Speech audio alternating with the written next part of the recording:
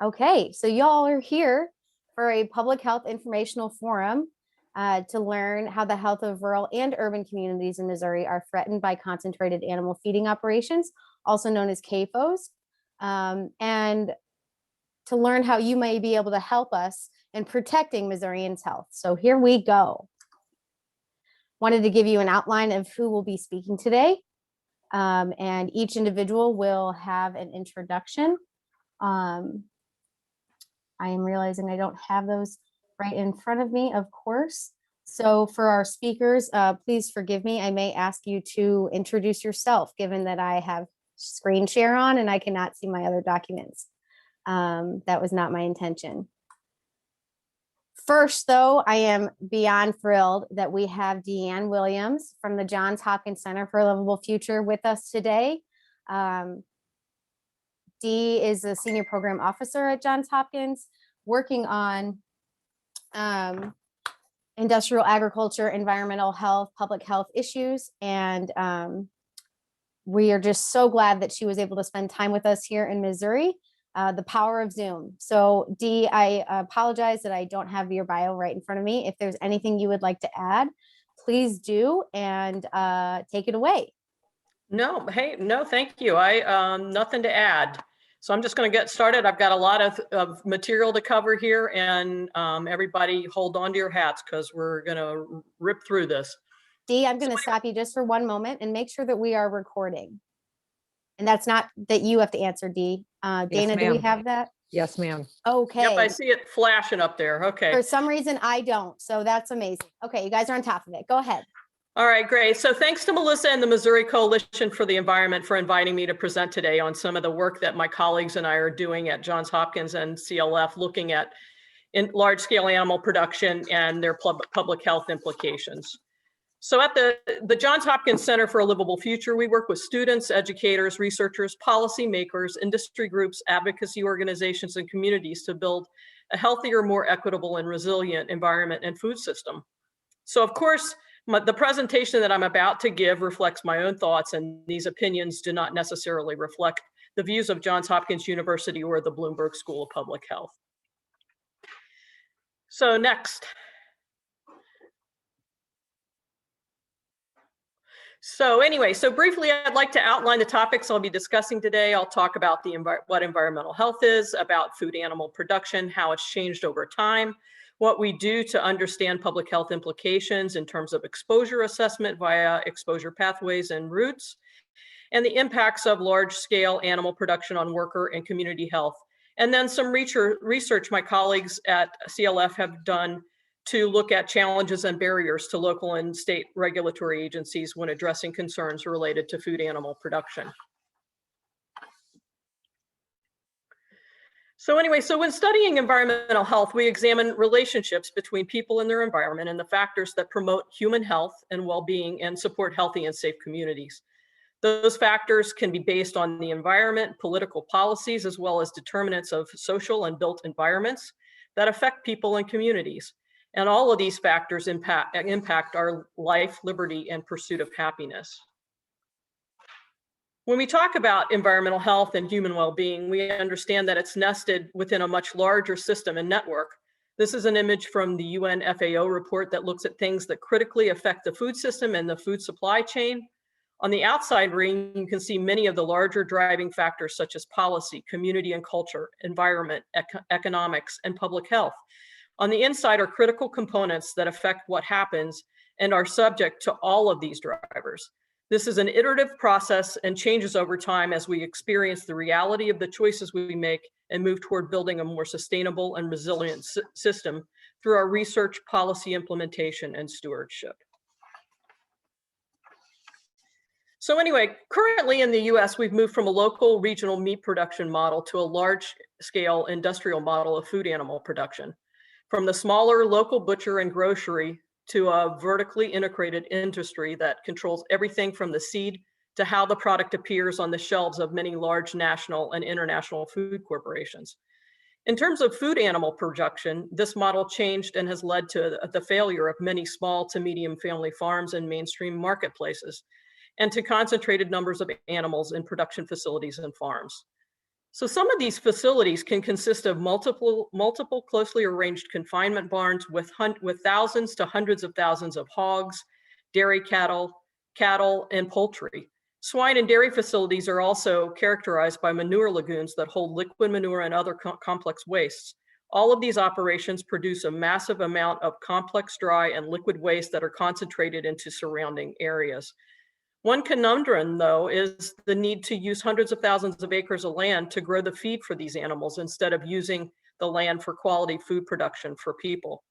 These methods can lead to extractive systems that may not consider sustainable practices to preserve local resources or enhance stewardship, leading to clean air, clean water, soil health, and fairness. Industry cites the efficiency of this model. However, criticism of this model is ongoing, especially in light of recent food system weaknesses that have been observed during the COVID pandemic, highlighting the lack of flexibility that the national, international, corporate concentrated model presents versus a smaller, resilient, and robust regional to local farm to food system. So as you can see, graph derived from the USDA agricultural census data, we're moving to fewer farms with much larger operations. On the graph to the left, the downward sloping white line is the change in number of hog operations from 1955 to 2015, a decrease from over 1.8 million to 100,000 operations. And the right axis, the red line, shows the massive increase in average number of hogs per operation from under 100 to about 1,000. The graph on the right is the data that I pulled from the Ag Census for Missouri between 1987 and 2017. And you can see the same trend of a decrease in farms on the left axis and a massive increase on the number of hogs per the operations on the right. These graphics illustrate hog inventories. However, if you're looking at other types of animal production, poultry, dairy cows, and cattle, you would observe the same trends in concentration with environmental and public health implications, but also each with their own unique set of specific additional hazards. This picture shows what it's like inside one of the confinement barns. The hogs stand on slatted floors and the wastes are collected into a pit below that is then scraped and then flushed into the manure lagoon. As you can see how closely confined these animals are, what do you think happens when one of those pigs gets sick? I imagine it spreads faster than it would at a university party. For this reason, many operations use antibiotics to prevent and treat illness. The FDA reports that as much as 80% of all antibiotics produced for human and animal use are used in animal production. Research has shown that the overuse of antibiotics in animal production has led to the emergence of multi-drug resistant organisms that can share their resistance and virulence genes with each other. Some of these multi-drug resistant organisms are zoonotic and have been shown to be transmitted to workers and community members. Other illnesses, such as the swine flu and the COVID pandemic, have been attributed to a pathogen transmission between animals and humans. So there are environmental health impacts from these trends in agriculture. And when conducting an environmental health exposure assessment for workers and community members, we consider the exposure pathways. This shows the progression of an exposure assessment. To be exposed, the contaminant must be present in the environment. It is then conveyed or transported via some media or pathway, and then you must be in contact with the agent or contaminant via inhalation, ingestion, or dermal contact for exposure to occur. Injection is also a route of exposure, but may not be relevant for this example. That exposure may then lead to a negative health outcome, acute or chronic disease. The job of public health is to interrupt this cycle at one or many of these points to prevent exposure and protect potential illness. And of course, most preferable would be to prevent the release of the contaminant in the first place. So the potential public health implications of these large-scale operations on farmers, workers, and as well as adjacent communities can include respiratory and GI illnesses, contact or dermal hazards to infectious agents and potentially emergent pathogens, flies and other vectors or pests that carry filth and disease, odors that oftentimes generate a nuisance that can affect the value and the enjoyment of our property and affect our quality of life.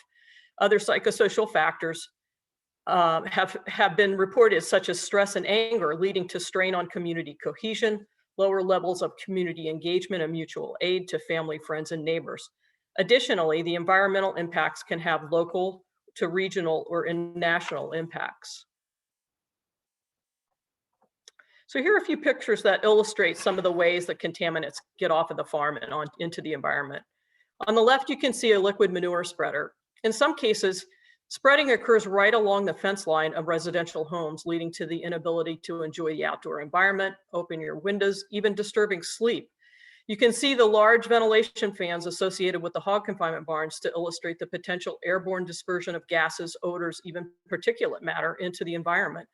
In a study that I conducted around large-scale dairies in Yakima Valley, Washington, I was able to measure particulate matter concentration, allergic proteins, endotoxins, a potentially toxic component of bacterial cell walls, and ammonia at higher levels inside and outside of homes, up to 3 miles away from the closest dairy facility.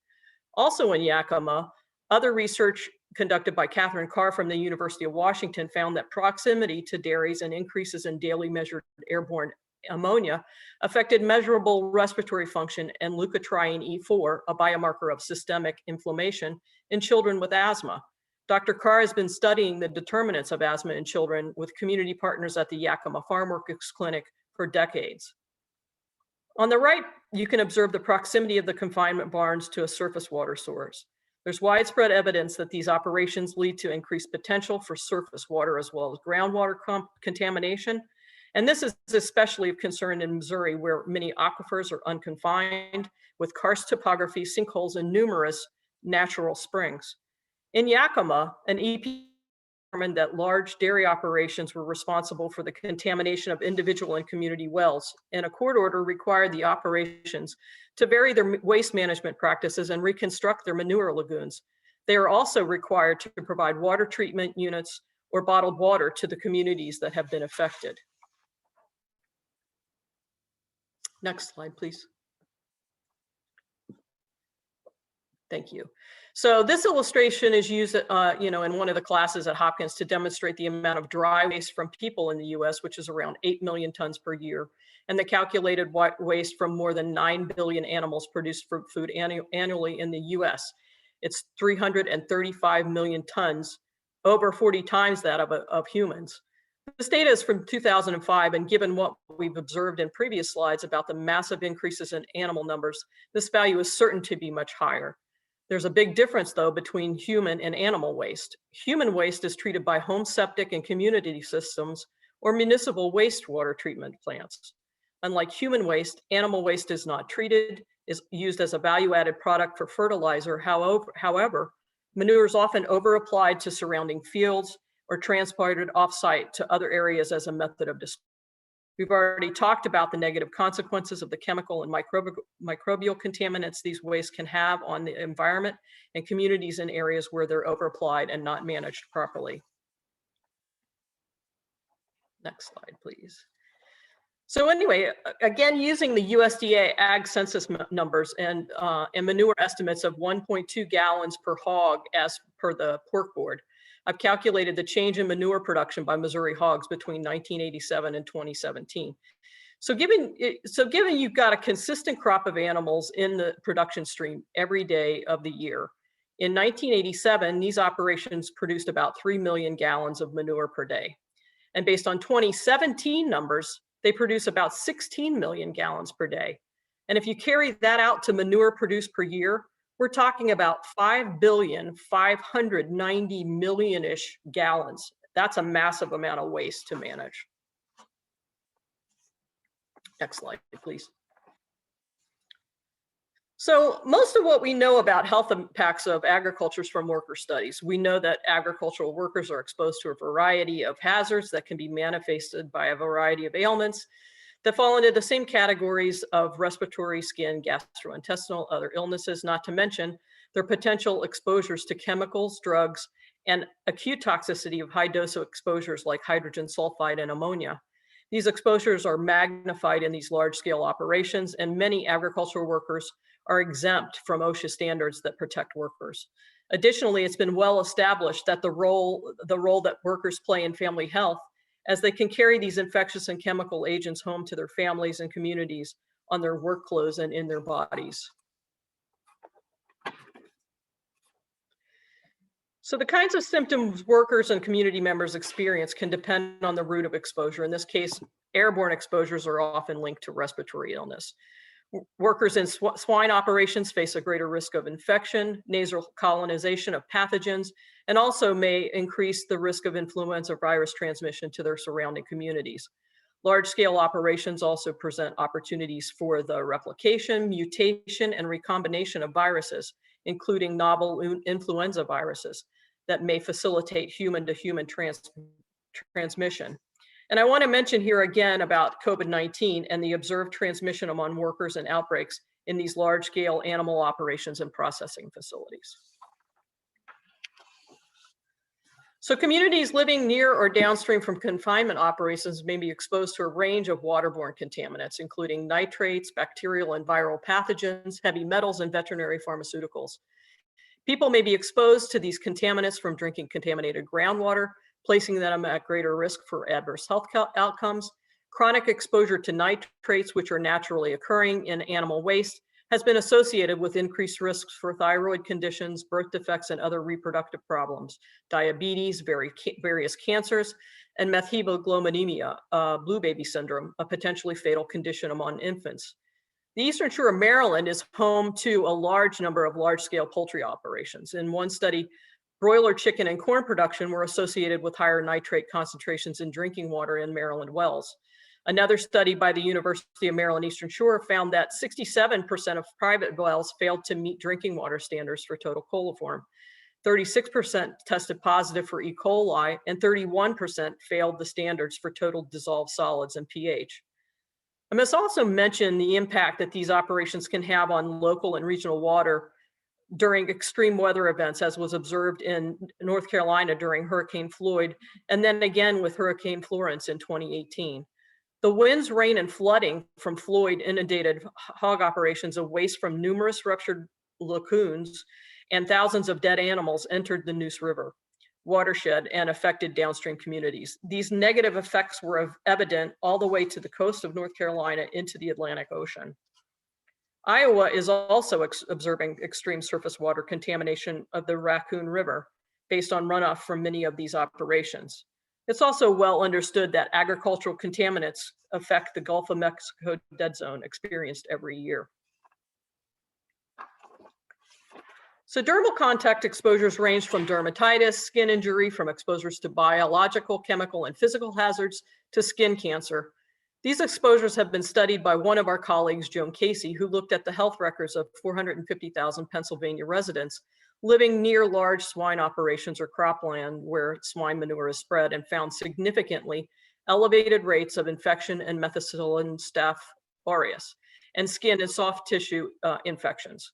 In a similar study in Iowa, persons living closer to swine operations had a greater risk of colonization with MRSA.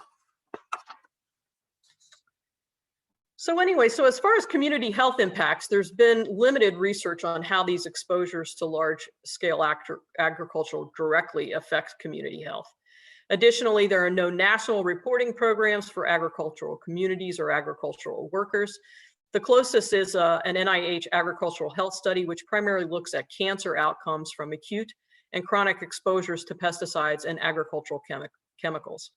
In the absence of health outcome reporting and these large-scale agricultural health study projects, researchers conduct systematic reviews and attempt to summarize who's conducting the research and what is known. So this is an example of a systematic review of studies that looked at food animal production facilities and community health, published in 2015 by members of the CLF as well as colleagues from other independent academic institutions. They reviewed 33 studies since 2000. In 17 of those studies, proximity to large-scale animal production exposure metrics were used. All studies include swine operations, though some also included animal species such as chickens, cows, goats, sheep, and mink. This review found 4 health outcomes consistently associated with living near food animal production operations: Staph aureus or MRSA, Q fever, and stress and mood effects. They also found moderate evidence of an association with decrease in quality of life. So I'm not going to spend a whole lot of time on this slide. However, this graphic that's in the document walks you through their analysis and the references and references the published research associated with each of their findings. I encourage you to take some time and read the summary and systematic review, and it's available in open access online.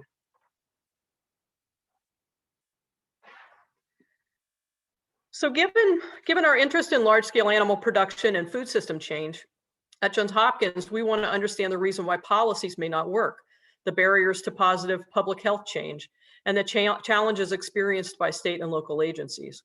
My colleagues at CLF, Jillian Fry, Keith Nachman, and Ronnie Neff, looked at the roles that the local and state governments play in regulating and addressing concerns related to large-scale food animal production. In the next few slides, I'll walk you through some of their findings. So when surveyed about their involvement with large-scale animal production, health departments cited the lack of jurisdiction over these operations, a limited ability to address issues due to staffing constraints and already overextended workloads to cover mandated programs, and limited flexibility for the new projects with available funds. As it's been said, what gets measured gets managed.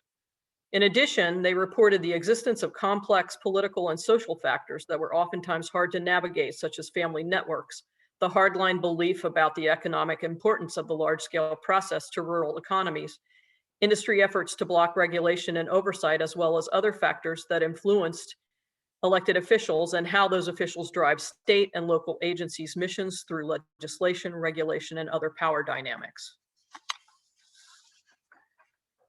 Of the permitting and agricultural agencies that responded, all said that they'd been contacted about large-scale animal operations. Most reported complaints of odor, respiratory health issues, contaminated groundwater, and facility violation of regulations. Given the jurisdiction that these agencies had and internal priorities, most responses by permitting agents were to gather more information, inspect, or refer this issue to another agency.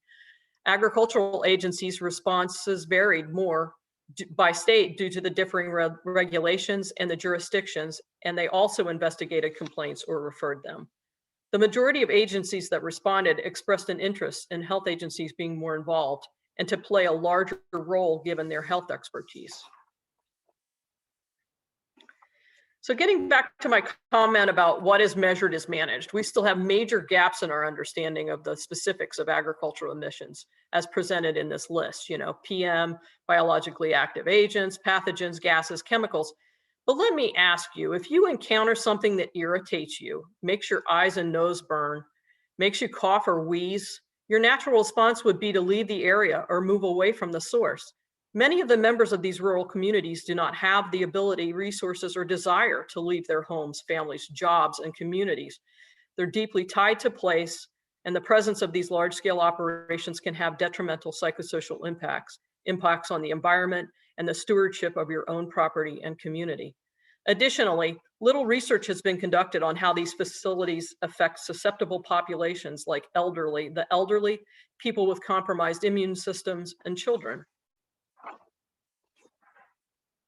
So what are some of the barriers to changing the large-scale animal production model by looking only at human health impacts to exposed farmers, workers, and communities? It's difficult to obtain clear answers about contaminant exposure and direct health effects. There are a variety of exposures and health risks that people encounter each day, and it's difficult to tease those apart. In many chronic illnesses like COPD and cancer, it takes a long time between exposure and the onset of symptoms, sometimes decades. Additionally, operations are spread out. They have a patchwork of regulatory requirements that may be influenced by state or local political and economic factors that seem out of our control. And then funding for research to study all of these areas has largely been absent recently. Many ongoing studies were halted due to political influence, and researchers, public health professionals, other agencies, and communities are sometimes subjected to intimidation to prevent gathering knowledge to challenge and change the status quo. So looping back to this figure from the FAO, these large-scale operations, these vertically integrated systems have major effects on Main Street America and the functioning of the food system, economies, clean air, clean water, and fairness. During the COVID outbreak, we've witnessed some of the weaknesses in the food system as it exists now. The concentrated model of food animal production and the impact that it's had on the flow of animals to the production facilities, the risks and hazards associated with a crowded, highly mechanized workflow for meatpacking workers and other assembly line agricultural processes. But the evidence is clear about the impacts that large-scale animal operations can have. I suggest that agencies fully engage with the communities that have been affected, meet them where they are, and experience the conditions that they experience nearly every day of the year. Our values and choices drive the sustainability and resilience of the food system and the health of our Main Street markets, community stewardship of the environment, public health, and personal well-being.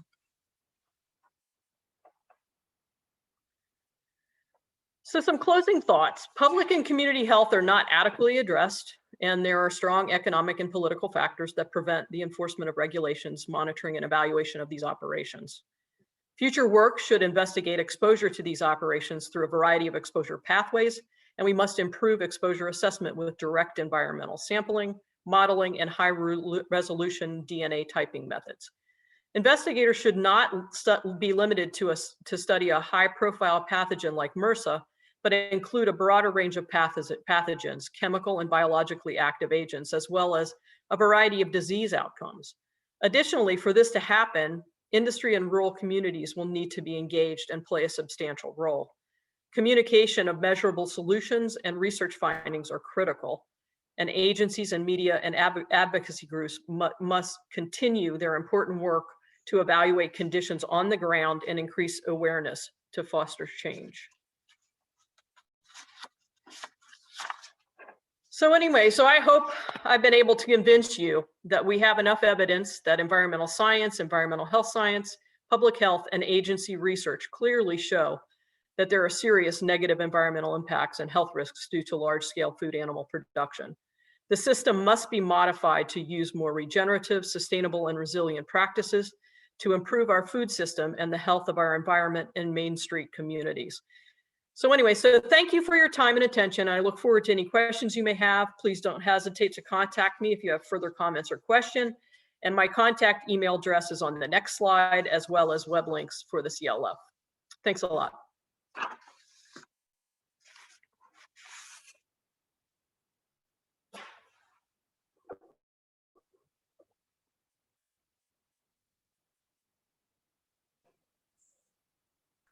Thank you so much, Dee. Sorry, y'all. It's difficult to screen share. I couldn't find the unmute button.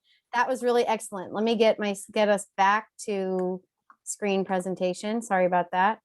That was really, really informative, Dee. Thank you.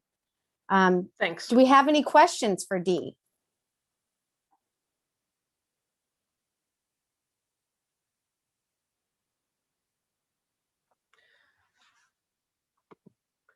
So the question is, do I know of any example of legislations that have helped address the public health impacts of CAFOs to communities?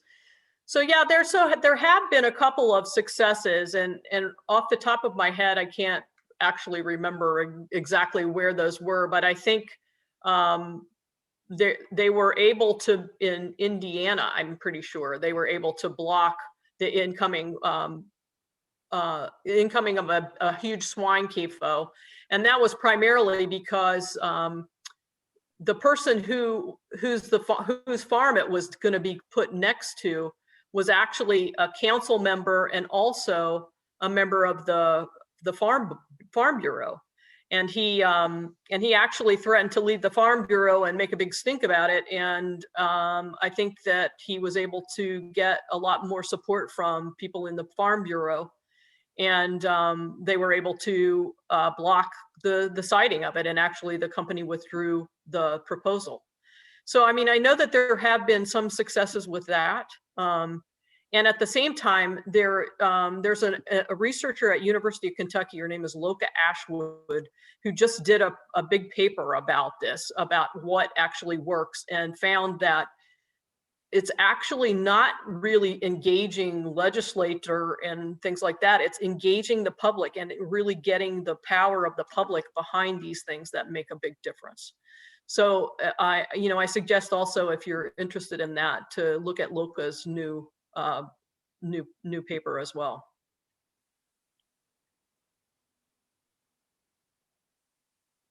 Dee, you mentioned the Farm Bureau, and I don't know that everyone on the that are with us today may be aware. Do you have any comment on them in terms of, it sounded like maybe it was a surprise that the individual who helped stop a CAFO coming in was a member of the Farm Bureau? Well, I think that, I mean, I think I know other members of the Farm Bureau, like Chris Peterson from Iowa, who's a member of the Farm Bureau. And I think that there is a variety of people that are on Farm Bureau boards, if you know what I mean. And I think, one of the things also that LOCA found was that, the power of the persuasion of people that are actually on the ground, the farmers, Yes. is very important. And I have also suggested in a few of the forums that I've been involved in where people are looking for solutions, I've suggested that, we need to have a network of like farmer influencers, people who have been through this, have been successful, have solutions that can be offered, and that can share those with a much wider audience. I think that's another thing too, is that we need to get all of those people together so that we have a unified voice and a much larger presence all over the nation versus just in local or states. That's great. Thank you, Dee. I know that there are some groups. Sorry, I don't mean to take up space. Do others have other questions? Dee and I could just have our own conversation. And I should assume that Melissa, I have a couple comments because there were a lot of people that came in a little bit late, and Zoom seems to be acting a little bit odd, honestly. Okay. But for the folks that came on a little bit late, this is being recorded, and Melissa will be following up with an email so you can see the whole thing. Because the beginning of Diane's presentation really led up to the part where a lot of folks joined. And Dee, you just talked about LOCA. I'm going to put her website in the chat for everyone because her work really is quite amazing, and I think people will be interested. Yeah, and also Mary Hendrickson from University of Missouri. She's also does a lot with the communities and community justice and things like that. Great. Thank you so much, Dan. We really appreciate it. I think your point about bringing people together, uniting with the same message, coordinating nationwide is really important. And while we aren't speaking about national groups that do this work in today's forum, I can certainly share some resources of some national groups that I know that are active on this issue. And Deanne, if you have some, please share them as well. But know that for those listening today, that we will be talking about how to coordinate at the state level. And there might be opportunity for leveraging relationships with federal groups as well. So awesome. I'm going to move on. I think that makes sense, right, Marissa? Wherever you are. Yes, I see you nodding. Great. Okay. Thank you, Madeline, for sharing this. Yes, for those who maybe can't see the chat box, currently there is a Senate Bill 254 filed by Senator Riddle that would reduce the ability of government agencies to inspect CAFOs. Thank you so much for bringing that up. And then 243 would end foreign ownership of Missouri farmland. That's great. Yes, thank you for sharing this information. And I will share at the end of the presentation a resource that my organization, Missouri Coalition for the Environment, has put together, where individuals can see the status of bills like these and learn when you can submit testimony on them. So great. Thank you, Madeline. I appreciate you adding that. I am going to move us on here to Melanie Hutton from the Cooper County Health Center. Oops, I didn't mean to do that. Okay. And Melanie, I'm so sorry. As I mentioned at the beginning, I do not have your introduction in front of me because of technical limitations. So if you wouldn't mind, I know that you are a nurse and that you've been in this industry concerned about public and environmental health for decades. And I would love it if you could share a little bit more. You are on mute. Melanie, we cannot hear you. There we go. Can you hear me now? Yes. Thank you for letting me speak. I've been dying to get messages out for public health, and it's been really hard for me to be able to get those, have a forum to get those messages out. So I am a second generation public health servant, and public health workers are servants. There is no doubt about it. I'm a native of Missouri, but early on in my nursing career of 30 plus years, I did travel nursing. So first I want to say I was raised with well water on a historic property with a shallow well. So well water was always of concern and safety. And then as I did travel nursing in New Orleans, Phoenix, Arizona, and Burlington, North Carolina, water was an issue in all three of those areas. So as I matured and developed over time, water has always been a focus in my life as I've learned. So naturally, when it came to public health, in my small health department, we're a county of 17,000 people. And for many years, we just had like 5 employees, okay? I may be 1, maybe 2 nurses. But our sanitarian or environmental public health specialist was part-time. And so I found that if I needed to deal with sewer and wastewater complaints and help with well water testing, then I needed to get trained. So I then took the classes to become a licensed installer. Now that doesn't mean I do it. It just means I've passed all the classes and have my certifications for advanced systems, basic systems, and then as a wastewater inspector. And so as you look at that, my knowledge is a little different than your standard public health nurse. So it's more broad in view and in scope. So over my 27 years here, we've had CAFO issues come up in other counties. And it would be a struggle for those administrators and those communities. And I was like most of the rest of the 114 counties in Missouri, you just kind of want to hide your eyes and not think about it. Public health is very limited. We're not used to being sued, anything like that. So in a minute, we'll get to a map and we'll get to the counties. So basically in 2018, a CAFO was coming into the community that citizens were upset about. And so it was my first clue that we had CAFOs, permitted CAFOs in our county. I knew we had a few small chicken farms that we had a couple complaints over the years, and DNR said, oh, they're not big enough to be permitted. And that was a DNR function. So as you're kind of dropped into hot water, boiling hot water, when a CAFO comes into your community that citizens are concerned about, you learn in overdrive. So basically in 2018, took a deep jump into learning and spending my spare time about this. And what I found was that public health is very underwhelmed and assumes that people across the board have the goodness of the communities and water and safety at heart. And it's not at the same level, let me put it that way, as in public health. So as we pursued regulations, we then ended up in a lawsuit against our health department. And then we joined a lawsuit after Missouri passed Senate Bill 391 and it became a law. So, so let me go back there just a second. And Melissa, can you go back one? And I will address that. So she's got here, let's see, some of these are mine and we've recreated the format. So,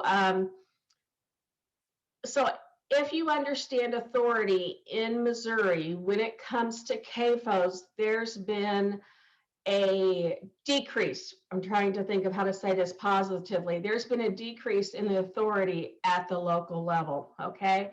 So your county health boards, which are a political subdivision, and we'll get to that map in a minute, they can pass health regulations. And up until 391, there was no limit if you had disease concerns. There was no limits in what topics that you could do.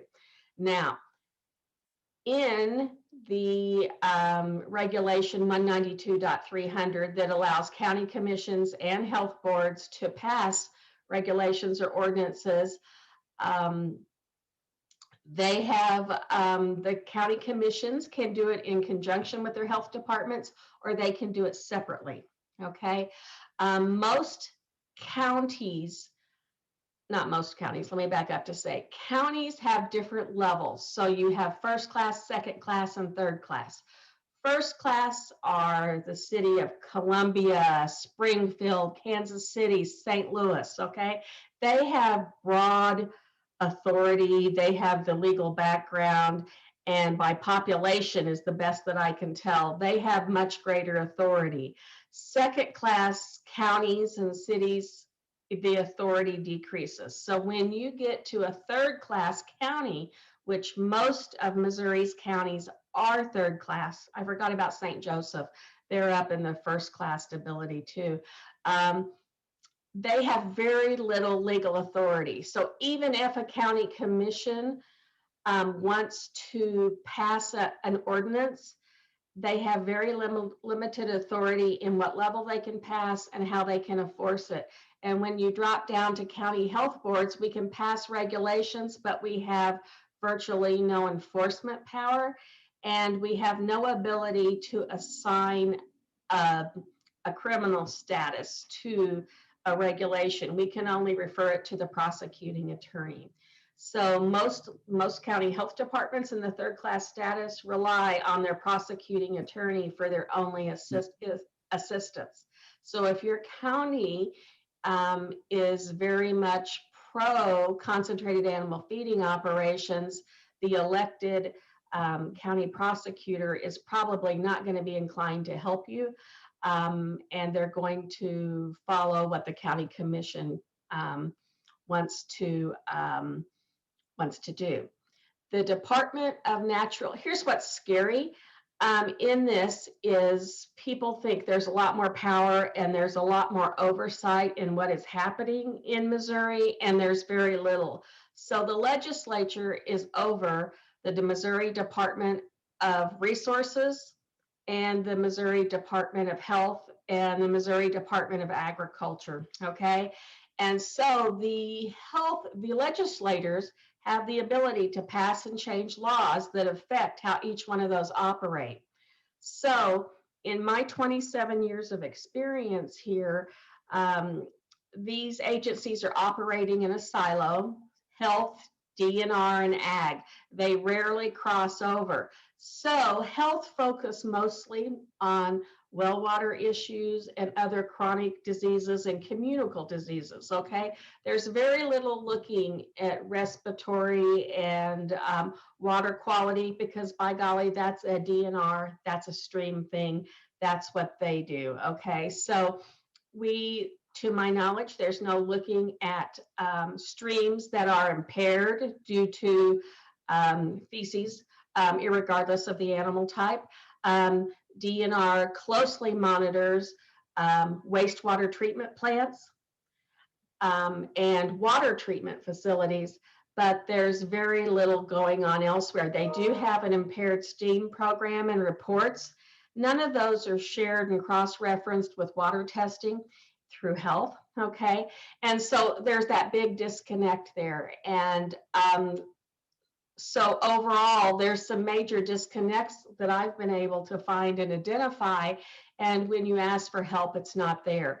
And when that help goes up the food chain, the director of the Department of Health, who's appointed by the governor, talks to the director of the DNR, who's appointed by the governor, and the director of the Missouri Department of Agriculture, who, Christian, does own CAFOs personally, okay? So when you look at the impact and assistance, it's very little. So when you look at Missouri Legislature, Department of Natural Resources, and the legal authorities, the health departments and the health boards are at the bottom level, and we are not invited to the table for any of these things, and we have no voice. And when we attempt to have a voice, then it is worked. We have been inundated, let's put it this way, with legal issues, with hostility, with lack of support from people above. When I say people above, I mean the Department of Health. So Melanie, we're going to have to move forward through your slides. Health departments just have have to be out on their own and take it on the chin. So let's go forward with slides. We can hurry through some of these. So, okay, so in this map, let's see, they've changed the colors. This is not the map I had. So this is the map with just health ordinances and counties with zoning ordinances. Anything that's gray is has no ordinances. Now, Cooper County is right in the center. And there's Howard above it, and then Pettis County to the left. We are right in the center, and we actually we have a lawsuit and restraining orders on our Health Regulation 6. So the 391 lawsuit, basically, that is where the legislature went in and they took 192.300, which is the ability to regulate, to pass laws and ordinances regarding health. They did a carve out for everything agriculture. It doesn't matter if it's a puppy mill to a CAFO, it's all been carved out. And you local health departments and county commissioners cannot pass any health regulations in regards to that, including, it also includes meat packaging and anything else. So therefore, it removes local control. That's part of the issues with 391 and our lawsuit with the Cedar County Commission and the Friends of Responsible Agriculture and some private citizens that are also impacted. So it removes local control. It leaves neighbors and citizens vulnerable to potential disease, reduced poor air quality, increased risks of water contamination. It also provides health equity issues in those neighborhoods. So as health and public health is focused on health equity for communities, they are totally leaving out agriculture, except for big communities like North Carolina and the state. They've been able to get some traction. Here in Missouri, we have not. There's also some retroactive language that is in question. The owners, or not the owners, but the creators of the law says that it's retroactive and it would take away all 20 ordinances in the counties out there. But part of the lawsuit is there's no language regarding retroactive. So we feel like that our ordinances and regulations should stand. Okay, back to the map. I always have a lot to say. So for health departments that want to look, can we flip forward one map, Melissa? I got these backwards. So all the yellow pins in this map, we had to take and identify by satellite through Google, and then you go to your assessor's map and finds out who owns them. These are all class 2 and class 3 CAFOs, okay? In a little bit, we're going to show you what the state has listed for Cooper County. So we had to find these on our own. And at the time we did these, the maps were several years old, even though we did them in the past six months or so. Now, flip forward to the one you showed below. Whoops, sorry. There we go. So you'll see Otterville down here in the corner. And above Otterville to the right, that pin is actually a mile away from Otterville, and the school is in the center of Otterville, and that's within Cooper County on our southern border. And to the left, the pin up to the left, that's right at the 3-mile mark. But, and then down below, those pink pins are major CAFOs in the neighboring county of Montauk. So we find, and what I'm looking as I'm studying other counties, is that you will find concentrations, and there's no limit on whether they're by a school or a close population. So your more poor towns and communities that have several hundred people or even less than 1,000, they are being surrounded.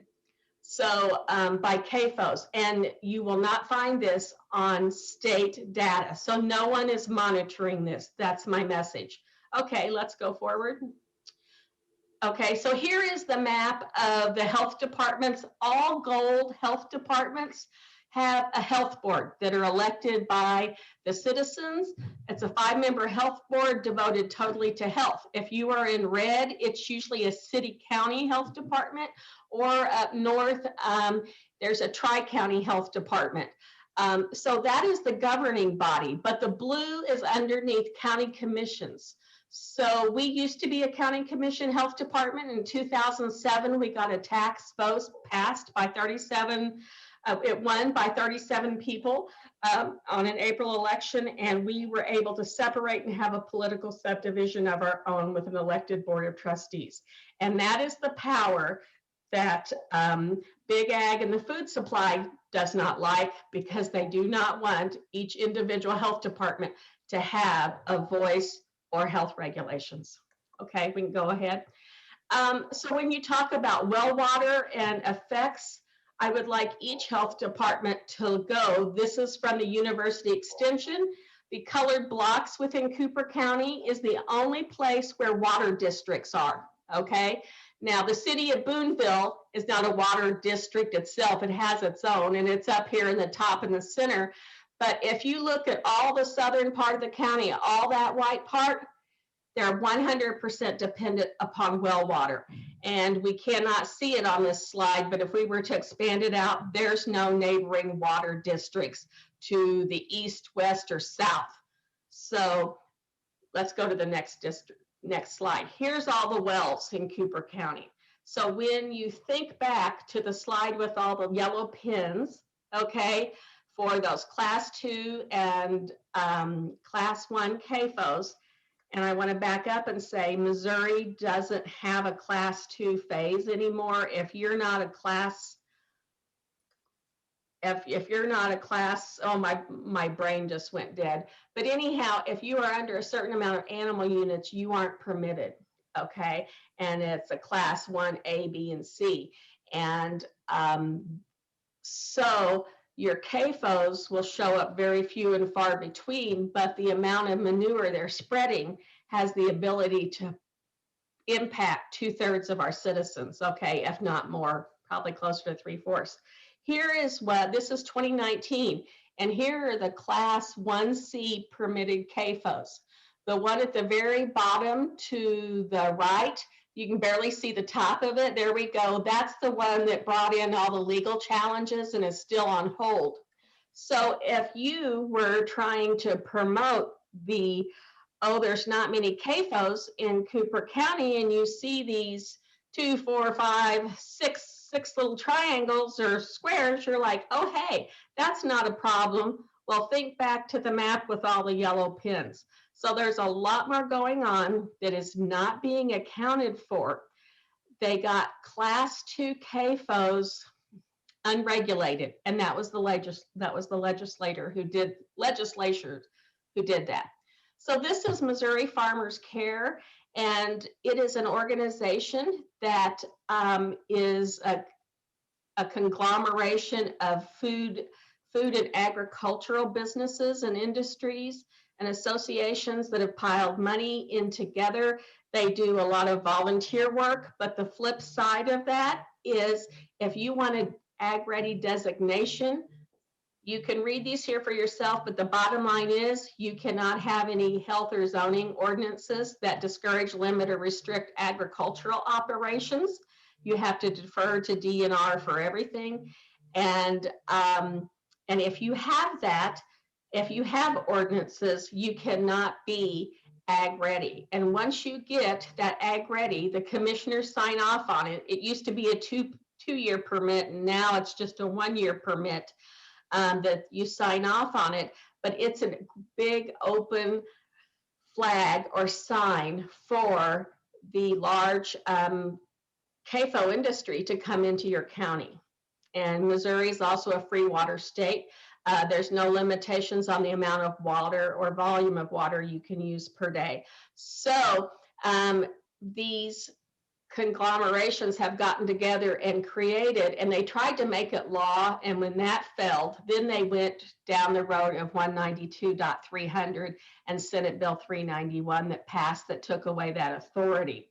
During the pandemic, they also, this governor and the director of the Department of Health also gave authority and reminded local health departments that in county commissions, you're in charge, local control, we support you, 100%. Several counties attempted to address meetings, and this was early on in the pandemic when everything was shut down in the state, and they attempted to address cattle auctions and animal auctions, and then within days there was a carve out for that. We could no longer do any ordinances, temporary regulations, closures. We couldn't do anything with any animal operation. Again, from puppy mills to, 7,000 hogs in a building, or, 100,000 hogs, doesn't matter.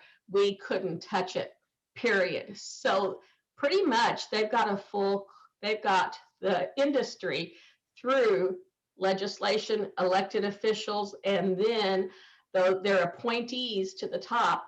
They have a full blanket of coverage of control over what health regulations can or cannot happen in the state of Missouri. They have removed local control from health. Thank you, Melanie. This was really helpful. We're going to move on to Doug, and then we'll do questions after for you, Melanie, and Doug after Doug's presentation. Okay. All right, Doug, here we go. Okay, thanks, Melissa. Thanks for the invitation to represent Livingston County, and good afternoon, everyone. I'm a conservation practicing farmer in northwest Livingston County. My wife Barb and I raise corn, soybeans, hay, and maintain a small cow-calf herd. I've served on the Livingston County Health Board for the past 14 years, and I'm also active with the Friends of Poozy Conservation Area. And Livingston County is one of the 20 or so counties Melanie mentioned with a health ordinance. And we are currently working with our county commission and the judicial system to preserve it. The health ordinance was enacted in the 1990s, and we're doing our best to preserve that. It has become a sense of urgency for us because shortly after Senate Bill 391 was signed by the governor, an industrial-sized CAFO has been attempting to permit in the north central area of our county. We don't consider our health ordinance to be onerous. The setbacks are a little bit greater. There is a stronger nutrient management plan. You must document not only manure application, but fertilizer application as well. There are some emission standards, and it also requires bonding, a cash or a letter of credit from a bank. The arrow is pointing to the proposed site in north central Livingston County. To the left of it is Poozy Conservation Area, 5,863 acre conservation area. Right to the right is Pumpkin Center Access, a 71 acre conservation area. One of 1,000 or so conservation areas, public lands in Missouri. Melissa, could you go back to that? I want to point out one thing that will that I want to bring up later. If you'll notice, right in the center of this map is a little village called Spring Hill, and Spring Hill was founded in the 1830s, and it was named Spring Hill in 1848 for obvious reasons. There is an abundance of shallow freshwater springs in this area. Okay, next slide. This shows the neighbors who received notices from United Hog Systems that they will be attempting to permit a 1B 10,500 head hog operation. The circle is 6,000 feet. And as you can see, there are 45 or so landowners and or homeowners in the area.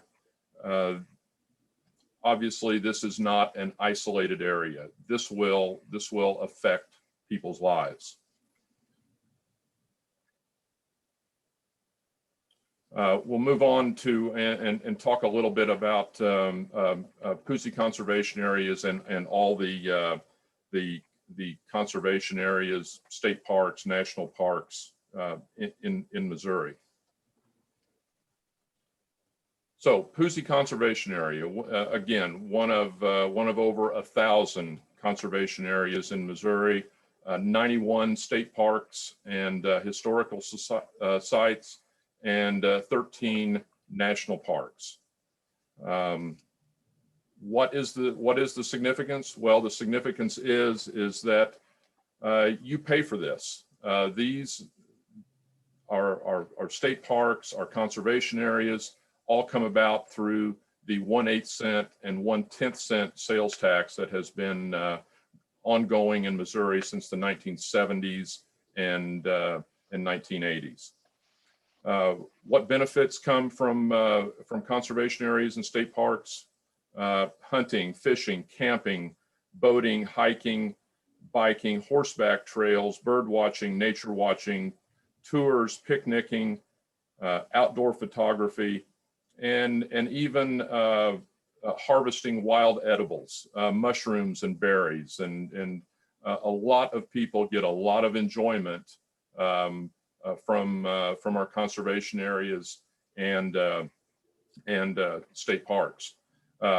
This slide, I'm sure most of you are aware of the health benefits of nature. Nature is the best nurture. And here are some of the benefits that many studies show that positively affect our health. Reduced anxiety, depression, decreased stress, increased energy, increased immunity, lower risk of diabetes, heart attack, vitamin D, fitness, and reduced symptoms of ADD. I just want to stress that your tax dollars preserve and maintain all of this, and that is being threatened through a proliferation of CAFOs. Okay, next slide. This is a map that shows the 1,000 Missouri conservation areas. Everything in red right there is a conservation area. And next slide. Here's a side-by-side map that shows the 500 or so CAFOs that are now permitted in Missouri and the potential effect that it could have on our public lands. I want you to picture, just for a minute, picture a halo and place a halo over all of our public lands, over every one of our conservation areas, our 91 state parks and our national parks, and think about the positive effect that halo has on the entire state of Missouri. Our public lands restore hydrology, moderates climate, stores carbon, reduces flooding, provides wildlife habitat, and all sorts of other visible and invisible health benefits to the areas we live, work, and recreate. That is a positive connotation. Just for a second, let's reverse that and think about a halo over industrial-sized CAFOs, and that is a negative connotation.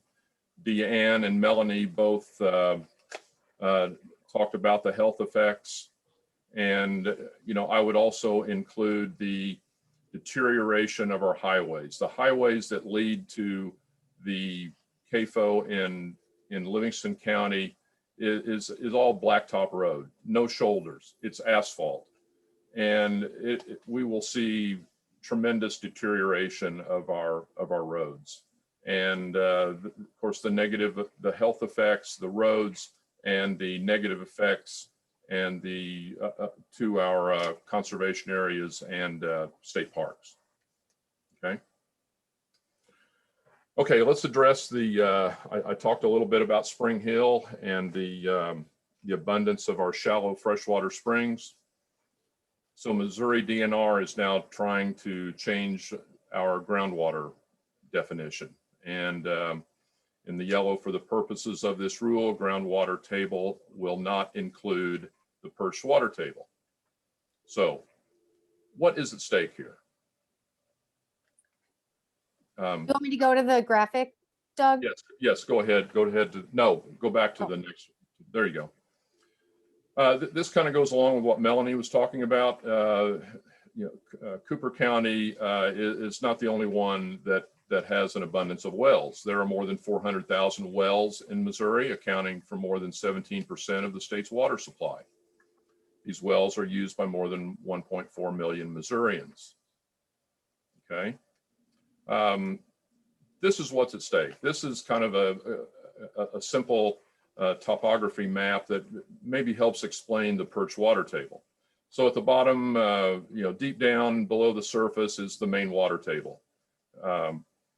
You can see that there are pockets of perched water in North Missouri similar to this, and the wells may be reaching into a perched water table. They may be reaching into a main water table, an aquifer.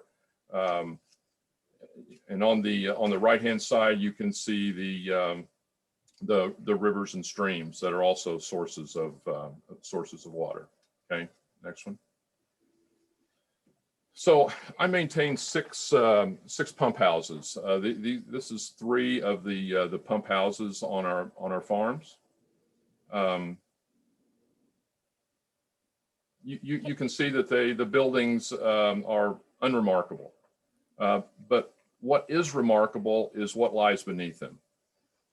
The groundwater table, these are likely perched water table sources. They're all of the wells that we have on our farms that go for household and farm use are only about 20 foot deep. Okay, they do not reach down, way down into that main water table. They rarely go dry. They are, most of them, I have never seen most of them dry.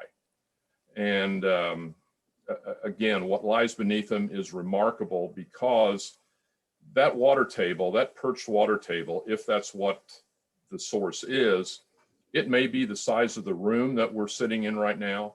That water table may be the size of the house or building that you're in. It may be the size of a football field, or it may be the size of 5 football fields. And if DNR is adamant about not including perched water, here's how that affects us. Let's go to the next slide. And this is another, at the very top of the picture, you can see an old house, and right to the left of it is one of the other pump houses, sitting right on top of a hill. About halfway down this hill, there are a couple of cisterns. And back in the 1800s, water was running out of this hill. And this is not uncommon in North Missouri. Water just runs out of hillsides. And I farm around a few other areas. Well, my ancestors captured this water running out of the hill into a couple of cisterns. And from the cisterns, it is piped down to this water tank. And you can see the goldfish. You can see the water bubbling up in this water tank. This water tank has run since and has never stopped running since the 1830s. And this is one of those, if this is perched water that the cisterns are sourcing, it could stretch well into the property of the adjacent landowner. And let's say a CAFO wants to set up and build a CAFO. They hit water, and right now, if they were going to build a landfill, they would have to test that for over a year. They would have to do testing on that, and they would have to account for that and see where exactly, how big that perched water table is, and who is using it, and all that. That will be ignored if we exclude the perched water table, and that is the urgency that we're facing to try to maintain perched water table in the definition. Doug, I'd just like to reiterate in the comment period to say that we don't want perched water to be removed from the definition is until March 25th. Correct. Okay, next slide.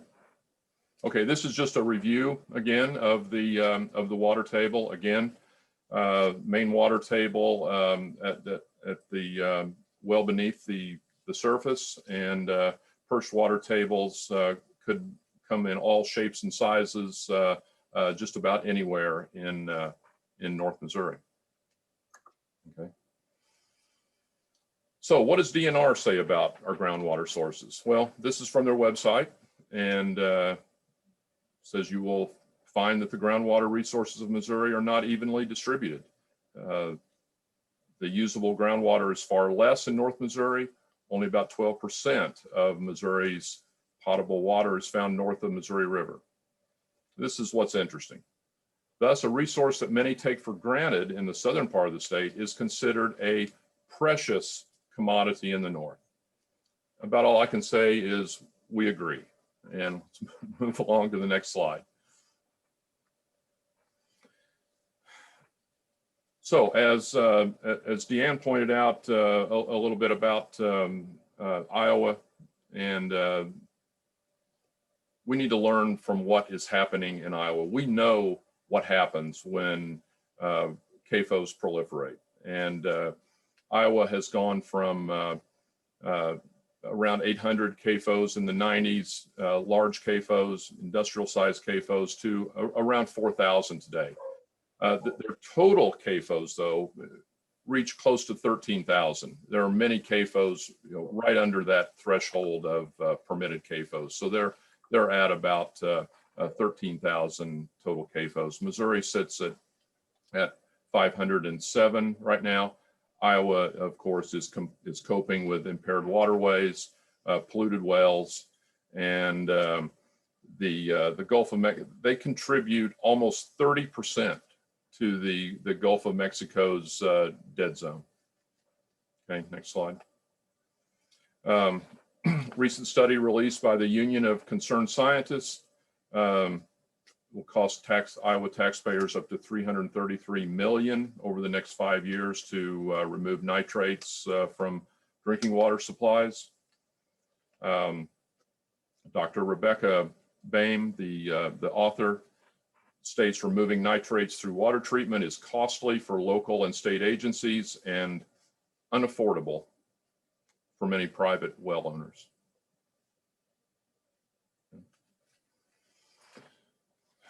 So this shows a map of the watersheds in Iowa, and this kind of shows you the human population equivalent of waste that's generated in each Iowa watershed. And you can see some cities like Dallas and Philadelphia and Chicago and Tokyo. This is what Iowa is dealing with their animal agriculture right now. And this is something that, take that and place that over Missouri, and it would be devastating to our waters. It would be devastating to our conservation areas, and just not to mention the health benefits of neighborhoods that have to deal with this. Okay. So I'll close with a final quote from Missouri DNR's website. With proper management and protection, Missouri's groundwater resources can continue to provide high quality water to meet many of the state's domestic, municipal, industrial, agriculture, and recreational needs. Avoiding aquifer overuse and protecting groundwater from contaminants are two ways to best ensure its continued availability for future use. And again, we completely agree with Missouri DNR. We hope that they see their way through the groundwater definition and agree with us about the importance of perched water. With that, I'm finished. Thank you so much, Doug. That was really excellent. I too agree with DNR's website, and I appreciate you finding these quotes and bringing them to our attention. And hopefully, if folks submit comments to DNR, these are the types of things we can bring up and say, you know, we have to protect our groundwater from contaminants, and you know, removing perched water from the definition of groundwater table would threaten that groundwater quality. So thank you. Okay, we're going to take a few minutes here real quick for some questions for Melanie and Doug. I do believe there was at least one question. Yes, go ahead. Yeah, I want to back up to make sure this question doesn't get skipped. Don asked in the chat, is there any way to track illnesses associated with surrounding CAFOs? And is there a way to introduce legislation to require tracking? Well, I have brought that up. No, in our health department, we have added it to the question list, but the CDC kind of directs what questions you ask for enteric diseases or other diseases. It asks if you've been on or near a farm. It does not ask if there's spreading going on. Do you live within 3 miles of a concentrated animal feeding operation? Anything like that. So no, there is no requirement, no ability to track that at this time. It would be up to each individual health department to add those questions in. And so we've done that here, but I can guarantee you if we attempted to do that through the state of Missouri, through a rule change, through the legislature, it would be another big battle. I have one quick thing I want to leave everybody with. Dr. Lance Price from the Milken School of Public Health at George Washington University. I got to hear him speak and meet him personally. He works on antibiotic resistance, and we are rapidly losing antibiotics for human use, okay? And earlier, Dee talked about the volume of antibiotics used by the agricultural industry. Even though they've reduced that, the number one, so the meat processes that we go to the store and buy, I'm not talking about buying from your local butcher. If you go to Walmart's or any chain store, you are buying CAFO meat unless it tells you otherwise. And then with the pandemic, you saw these large meat factories have issues, okay? That whole CAFO meat factory production process is our only food process that is 100% relying on antibiotics to carry them through.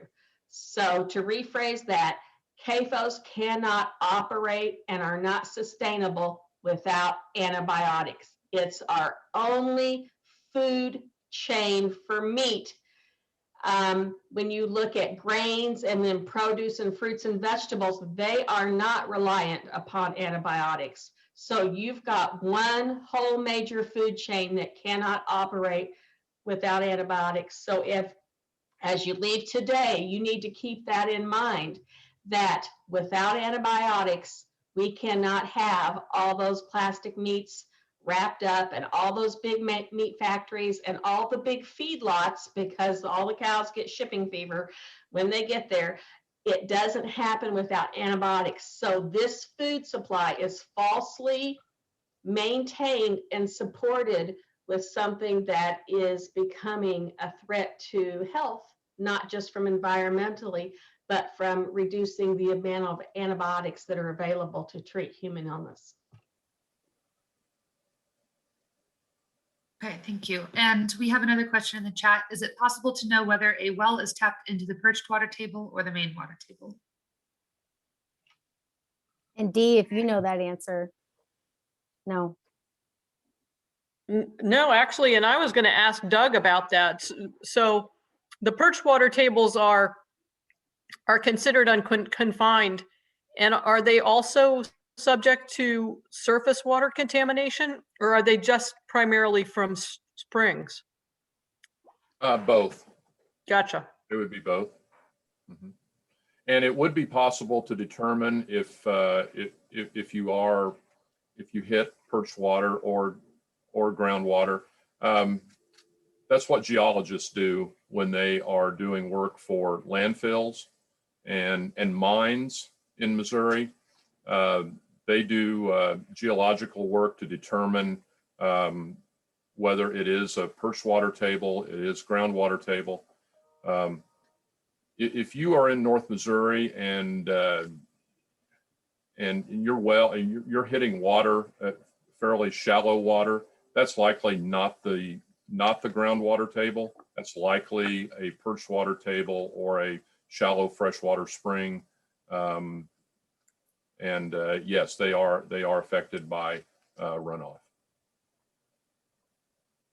So another thing that when Melanie was talking about, the water, streams or something that are impaired, there is that the EPA has that's called a 303D list, and that is a list of all of the impaired water streams and rivers, and I think they're primarily comprised of like what they consider to be navigable streams or larger streams.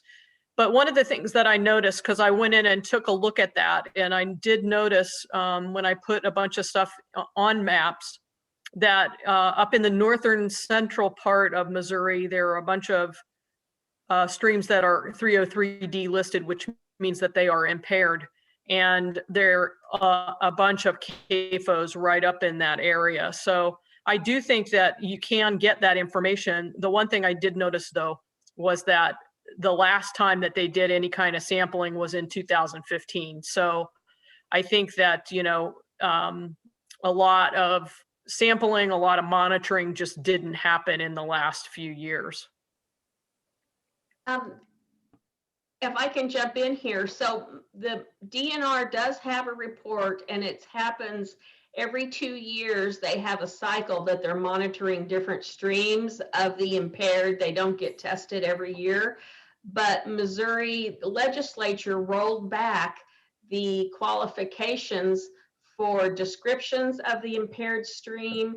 So no longer is invertebrates considered on the quality of the stream and the life cycle of the stream. That's no longer declared, and agricultural discharges are considered non-point sources now. So when you look at the impaired stream report, like both streams in Cooper County are impaired, neither one of them have a plan. One of them will have a plan in 2003, but it's all non-point source. And when I attended a meeting to talk with them, because there was a impromptu trailer park on one end of the streams, and I was concerned about it.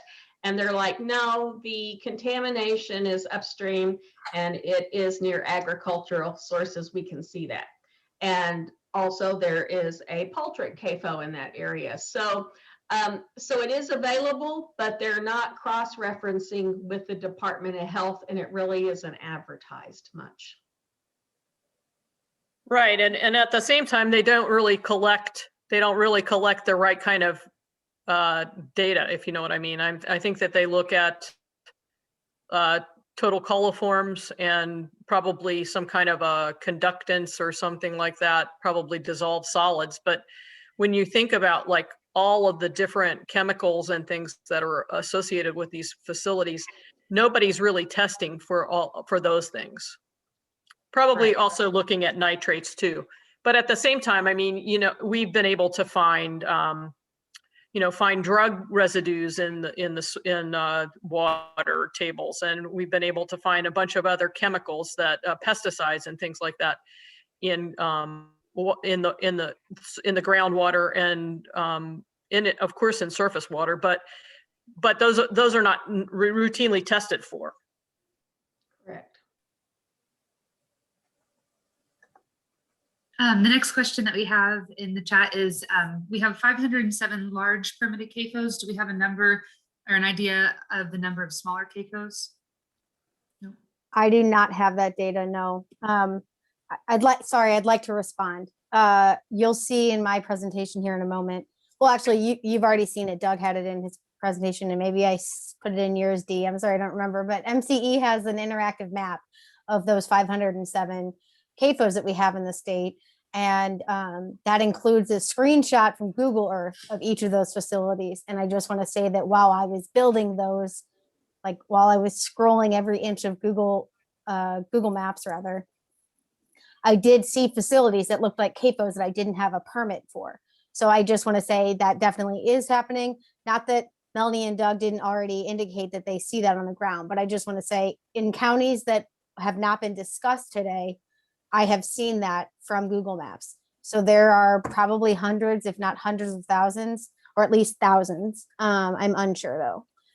Yeah, if they're not regulated, we don't know, but it's possible. One of the things we can explore as citizens together is noting facilities that you see in your local county that look like a CAFO, and then seeing if there's one that's permitted in that location, and if not, making note, and we can maybe get those statistics moving forward. Great question. We then cross-reference to our tax database for the assessors to see the pictures were maybe a little more clear, and then you questioned whether the buildings were still functional or not. Right. So then we physically drove by, and the ones that you could see from the road, you could tell whether they were operational or not. And then we went and looked up their tax records. And so I can tell you in Cooper County, for the amount of road tax that they paid, class 1 and class 2, and anything that it didn't have a permit, we're just calling class 2, okay? And they paid for less than 1 mile of repairs when you took their total road and bridge tax divided by what the county spent in the Sure. year. For that year, they paid for less than 1 mile. Thanks, Melanie. I think we have to move on, but Marissa, maybe we can see if anyone can confirm Ryan Barker's second question. I have one more question here that I think might be worthwhile to address here in the chat regarding what is the financial gain for CAFOs, and are there small farmers who became CAFOs that ever changed their minds and want out?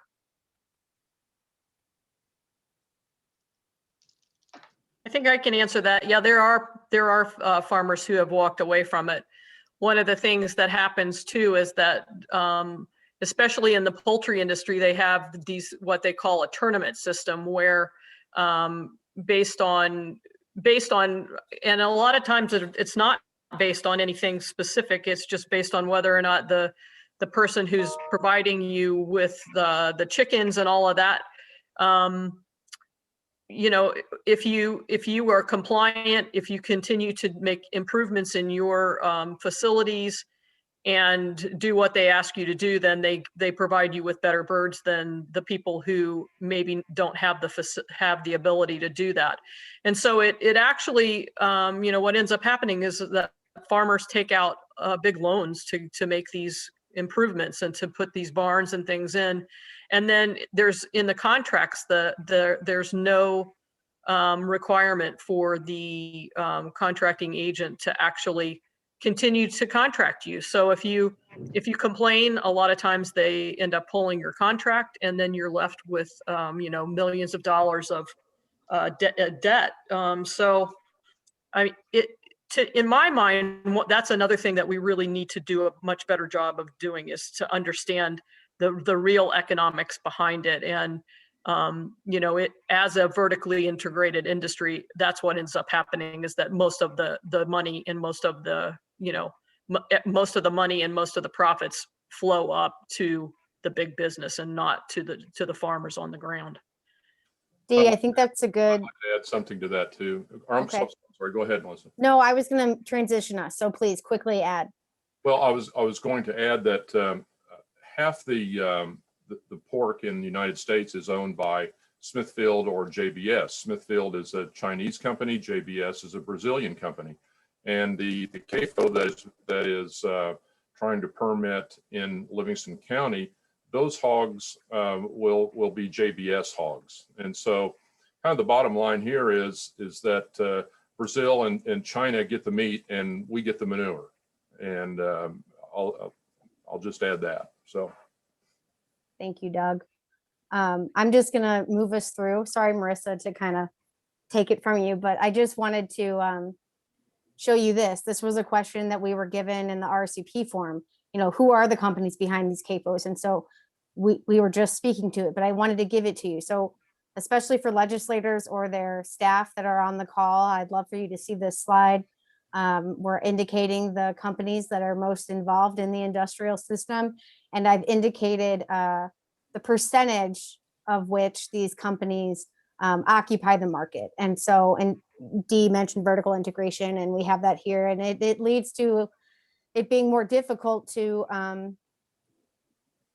have anybody care what we have to say on the ground. And small farmers, independent farmers are not getting, you know, they're getting squeezed out the more and more that these large companies are occupying the market. And it does give the sense, and we've seen this particularly in the industrial crop production, go big or go home. Farms, you know, they close up and they sell their land to an adjacent producer, and then we have 1,000-acre fields that are, you know, they have their own environmental health concerns. So I just wanted to put that out there. I'm going to move back a second here. And again, for those who are Missouri legislators or those who are staff of Missouri legislators, I'd love, I know it's been a long afternoon, but I'd love for you to see this slide. What state legislators can do to support us, support this effort rather, protecting, you know, providing better protections. Please help inform your colleagues about these public health harms. We will have this presentation recorded and we will share it with you and your colleagues who are CP'd afterwards. And so if you know, maybe information overload, you can come back through and see information that you felt was compelling to share with your colleagues.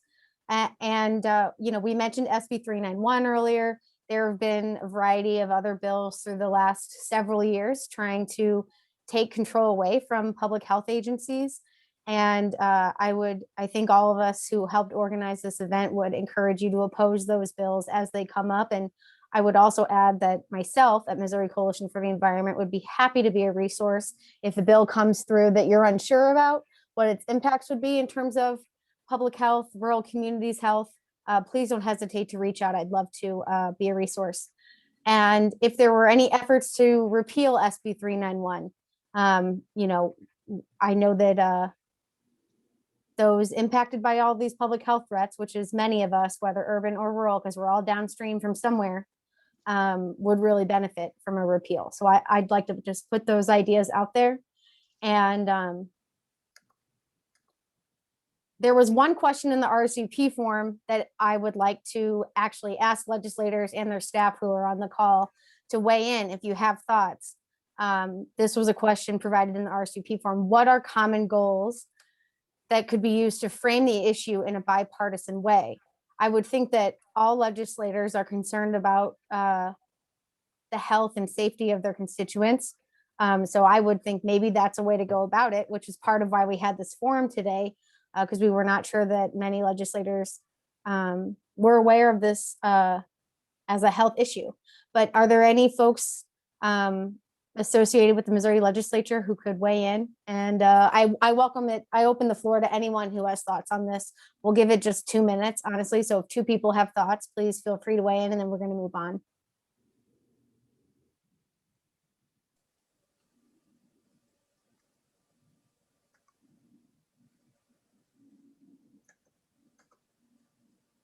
Okay, hearing none, but if you have thoughts later, feel free to share them in the chat or email me. My email address is at the end of the slides, but also I think you got the link from me, so you know how to find me.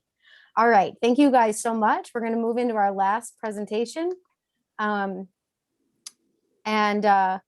This is mostly geared towards the health professionals. So if there are Missouri legislators on the call or staff of Missouri legislators, you are welcome to stay, but this may be less relevant to you. So just putting you guys on that notice. So here we are, we've learned all of these threats, and we've heard from what's going on the ground in a couple counties. And so if you're feeling compelled to action, I'm here to share with you some of the ways that you can take action, even if in your professional capacity, you feel your hands are tied. And literally, not literally, but there is one way that definitely, as a public health professional, you may be constrained from taking action, which is SB 391. So if depending on how you interact in the public health sector, you may not have a lot of options in a professional capacity, but personally, as an individual citizen, resident of Missouri, there are some actions you can take. So I'm going to just kind of scroll through those here quickly. Ways you can help. First, monitoring and reporting. If you see suspicious activity, which means you see discoloration in water, you see animal mortalities. Dee mentioned how in North Carolina, there were corpse of animals that had gotten into waterways when we had the hurricanes. It is still possible with heavy rainfall and other, weather-related activities. It's possible that animals' corpse would be finding themselves in places where they shouldn't be, and that will just be a health concern in general, even if it's not water. Okay, so documenting when you see things like that. Also, algal blooms in water bodies, which is like bright green algae covering the surface of a water body. That is a sign of high nitrates. And so these are things, if you see them, take a photo, indicate the date, indicate the location where you are, and then report it to the appropriate agency, which may be local, may be state. I'm not going into that today. So you're like, how do I know where to go? Well, that is why I have the CAFO advocacy toolkit the Missouri Coalition for the Environment has provided, the link below. In that, we indicate who the different appropriate government agencies are to report different concerns that you see, depending on what the concern is. And sometimes it might make sense to share the concern with multiple agencies. I believe it was Melanie who was talking about how Health and Human Services, Department of Conservation, Department of Natural Resources, Department of Agriculture are not necessarily, they're not coordinating, they're in silos. And so sometimes this information would be valuable for multiple state agencies to receive through different avenues. Additionally, taking water samples of well water. Ryan Barker posed a great question. Do most residents know if they are tapping into perched water or the deeper groundwater? I don't know the answer, but I think I'm with Ryan. I think it's safe to say they don't know. If anyone has an answer to that and knows otherwise or can confirm it, please share in the chat.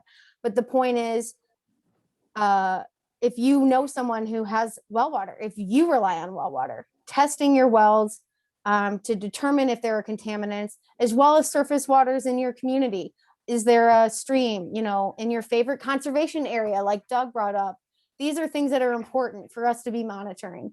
Even if there is not a CAFO of concern near you, and I say CAFO of concern, all CAFOs are a concern. But what you will learn in my slides in a moment is that MCE and our partners will be hosting trainings on how to do some of these things. And there are particular CAFOs we've identified that we think are particularly concerning, but all of them pose public health threats, every single one of them.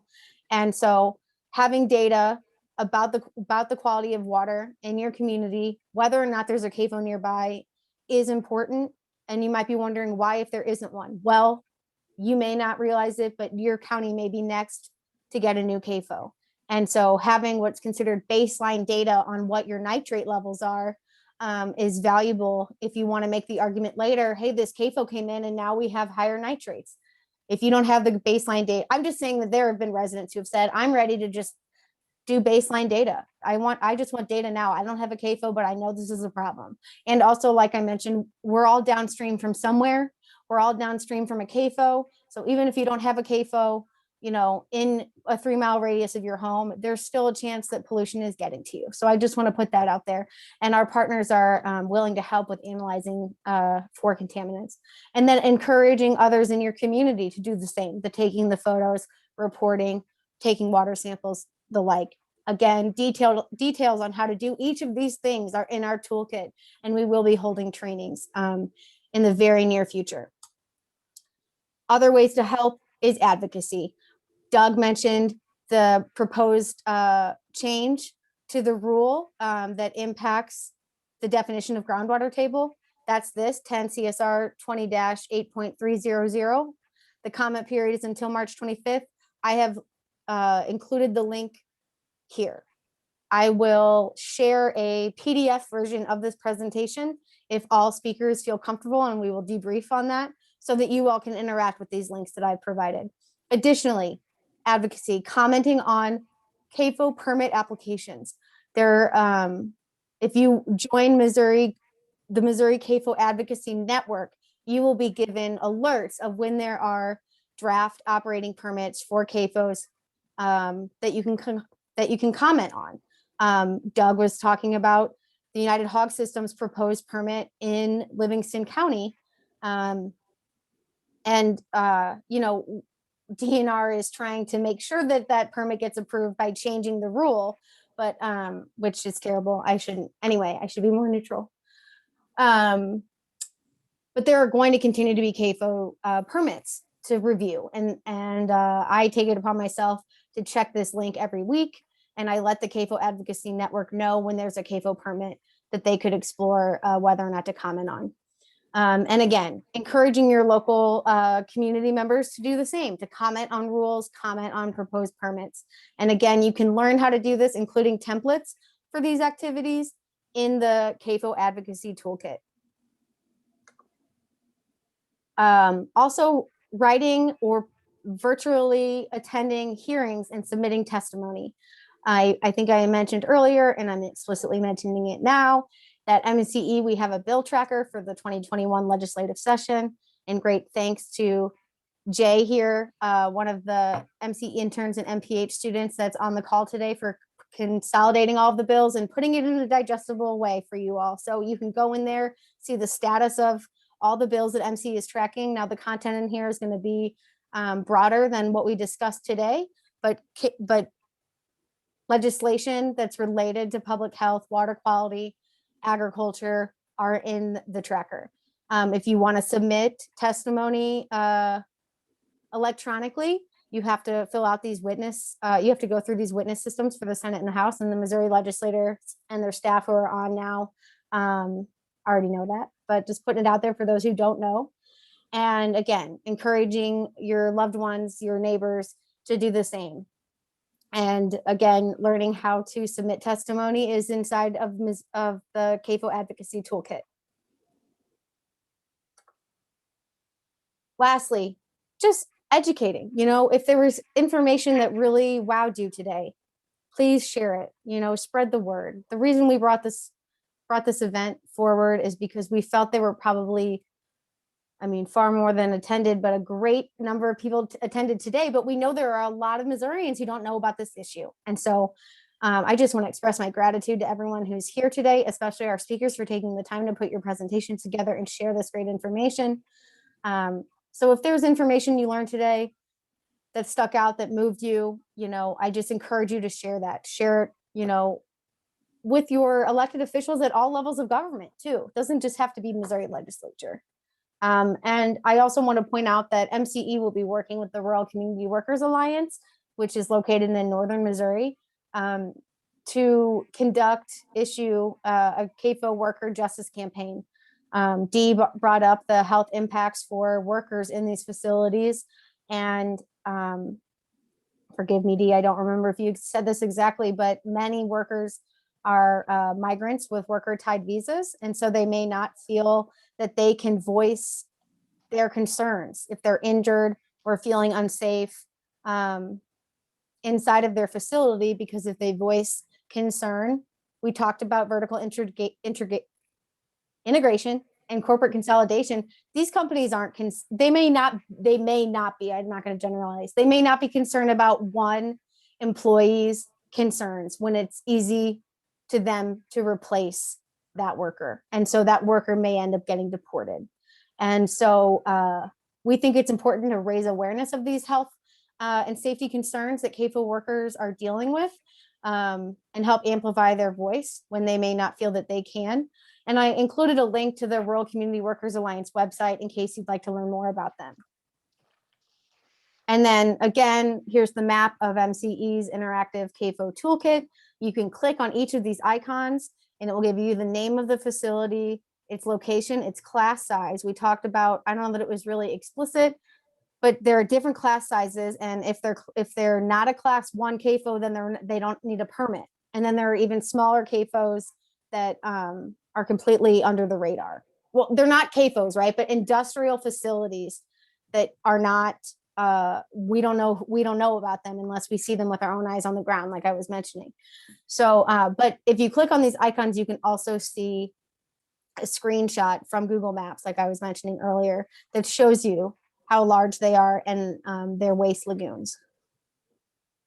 So if you want to take any of these actions, of course, like I mentioned, looking at the CAFO advocacy toolkit will be a valuable place to start, but I encourage you to join the CAFO Advocacy Network as a way to get time-sensitive updates on ways to take action. And you'll also, through that, joining the CAN, be able to learn about trainings on how to take water samples, how to test them, how to submit them to others who can do more thorough testing, and also trainings on how to submit a comment, how to testify, the like.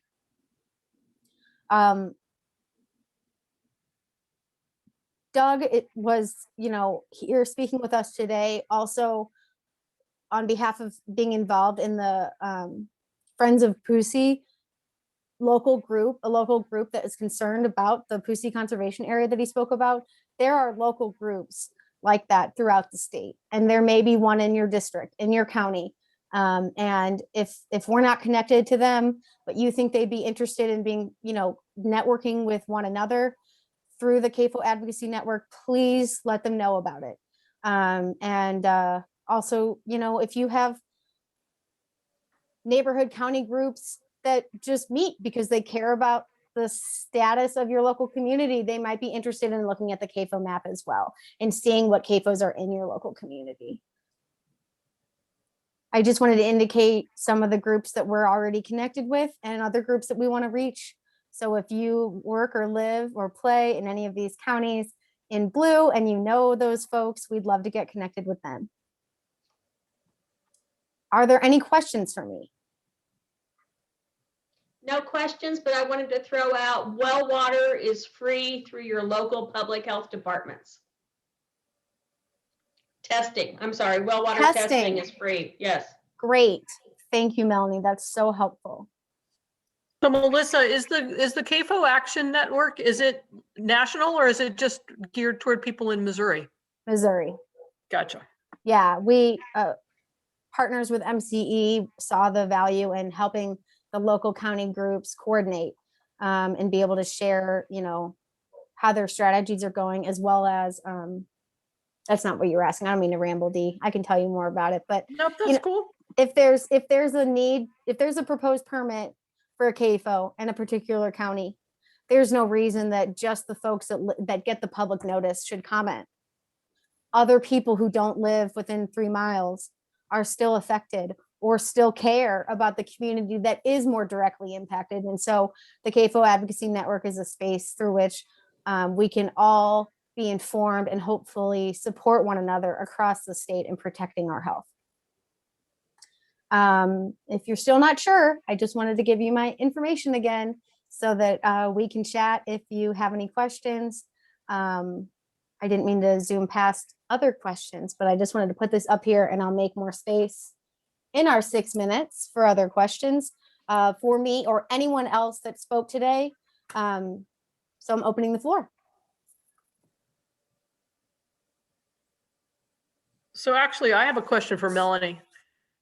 How do you think that we can get like DNR and ag and health all on the same page? Do you have any solutions to like how we can actually make that happen? I know that a lot of times, the state agencies and the legislature and everything, they play you against each other, and they carve out your mission so that it doesn't cover what you're interested in. But it does seem like we should be coordinating a whole lot better than we do.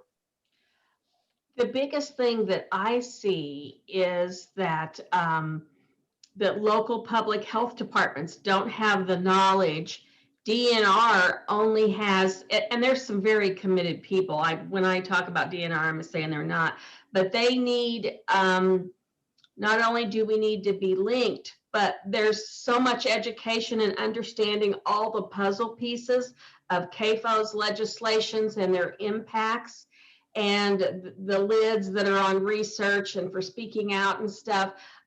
So we need to get training for LPHAs first, to get behind it and understand it and not be so fearful of it, because overall they're very scared, very, very scared, because it's been an ugly situation in Missouri, at least up until now, till COVID, and COVID's been so ugly, everybody's probably toughened up a lot more. But so I think that needs to happen, because then there can be more presentation at the local level, more people reach, because even throughout this, there's people who trust their local health department administrator for speaking out, and they may not always agree it, but they know that we have their best interest at heart, because we are local, we are there, and as healthcare providers, we're trusted. We've got to get that first, and then put pressure up from the ground up. But health departments have no support, and they don't have it from the above. So we've got to start with people and the health departments, I think, before it can happen elsewhere.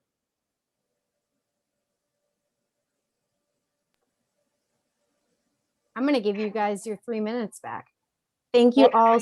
I have one more thing to say, though, Sure. and we didn't even get into it. What is just food safety and the impacts that CAFOs can have on, produce safety and a whole bunch of other things, and foodborne illness. So that's a whole nother topic. So all the research is all parsed out. So when I attempted to get a picture to put my hands on, it's really hard. And for people trying to, like, the state of Missouri has one little memo they produced for the the Missouri Water Board. There's another term for that. But anyway, I didn't even know about it. And when I'd asked for help from the Department of Health, they said, oh, we talked to Christian at Department of Ag. There isn't anything we could do to help you. You better contact attorneys from the Missouri Association of County Commissioners, of all things, okay? And then, so as you're trying to build a picture, you can't get a picture built because there's no central agency for quality research, and you can't just research CAFOs.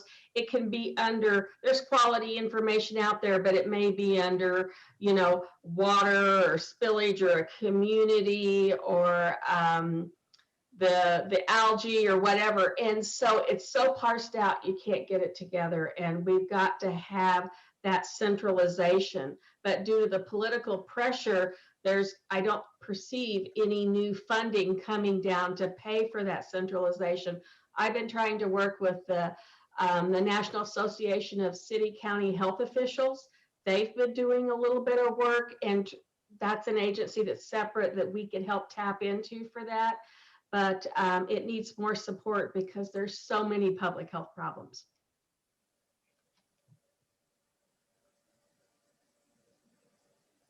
Okay, thank you guys so much. This was really incredible. I want to thank all the partners in making this happen. Dee, Melanie, Doug, thank you so much for the time you put in for this today. Incredible work. I've already gotten text messages saying thank you for putting this on and that your information was great. And I want to thank partners, Dana, Marissa, Ashlyn, for helping just figure this out. And it's just been great. And Jay, thank you for your help. Don and Mara for helping us reinforce getting the invitations out to our legislators. So thank you all so much. Thank you. Have a great afternoon, everyone. Stay in touch. Bye-bye. Bye-bye.